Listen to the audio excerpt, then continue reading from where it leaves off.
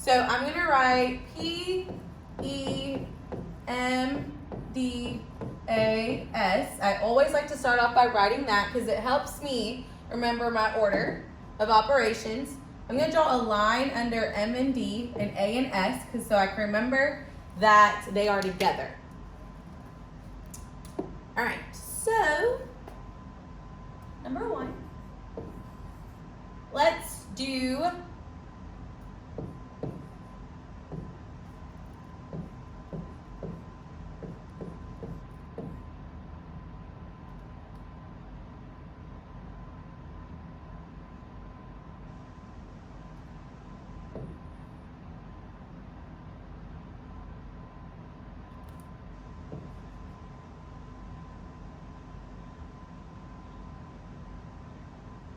okay, and I did this on purpose. It's written like this on purpose.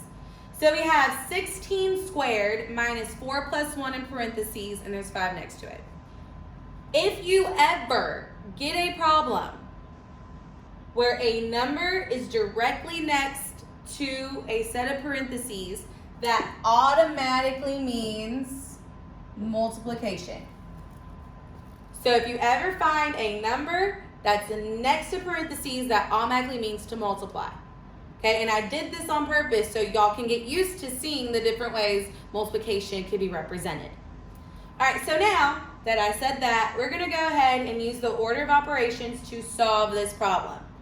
So looking at this problem and looking at my order of operations, the first thing I always need to do is parentheses. Do I have a set of parentheses or another grouping symbol? I do. I have a set of parentheses. So I'm going to do what's in parentheses, which is 4 plus 1. 4 plus 1 is 5. So I'm going to write 5 and then bring down the rest of my problem. So I have 16 squared minus 5 times 5.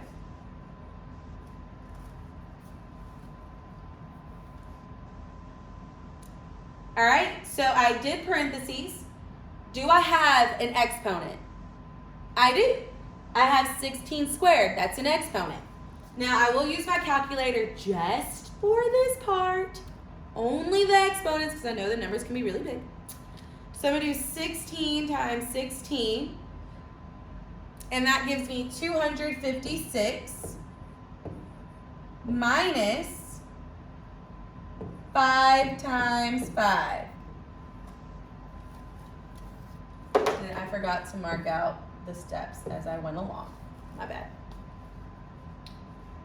All right, so I did parentheses, I did exponents. Do I have multiplying or dividing? I do. I have multiplication, so I'm going to do that next. So my multiplication is 5 times 5. Well, what is 5 times 5? 25. So I have now 25. And I'm going to bring out my 256 minus.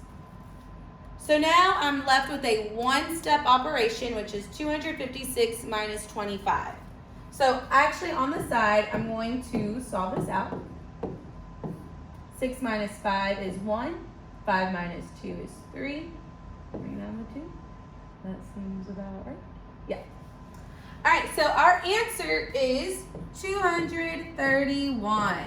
And make sure to circle your answer at the end, especially if you have to take a test and you have to send me a picture of your of the work. Make sure you circle your answer because it's easy for me to, figure out what you're trying to tell me. All right, so now we're going to do one more.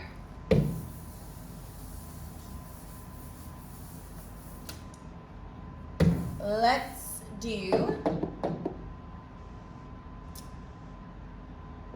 27 divided by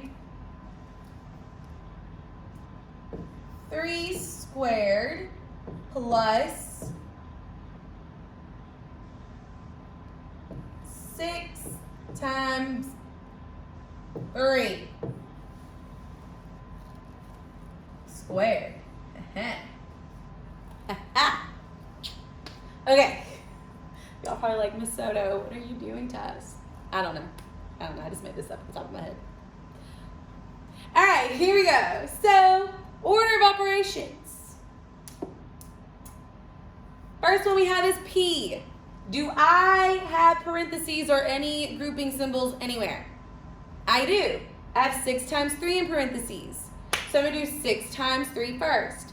6 times 3 is 18. So I do what's in parentheses. Remember, the exponent is going to come down with it, and so will the rest of the problem. I love how I'm like writing this backwards. It's okay. So I did parentheses. Now my next one is exponents. Do I have any exponents? I do. I actually have 2 of them. So I have 3 to the second power, or 3 squared. So remember, 3 to the second power just means 3 times 3. I'm not using a calculator for this one because that's super easy.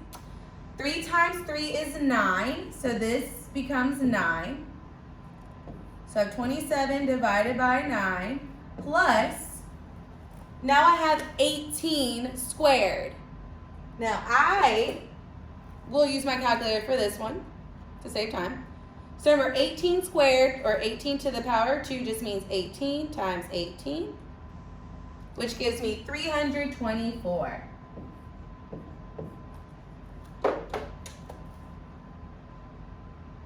right, so now I'm going to move on to my next step, which is multiplying and dividing.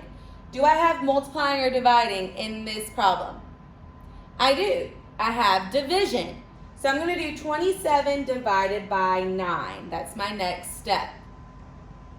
27 divided by 9 is 3. So I'm going to write 3, mark out the problem, and then bring down the rest. Now I'm stuck with a one-step operation. I have 3 plus 324, which is just 327.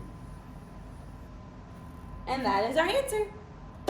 I know that order of operations can be very confusing. When you see, just look at the problem, you're probably like, oh my gosh, this is so hard. But as long as you solve using the order of operations, it will be easy. Just keep on practicing with it. You will have homework after this, so just do your homework. And if you have any questions, feel free to email me. On the fully remote day on Friday, you will have work based off of this, so make sure you do that for extra practice. All right, y'all have a great day.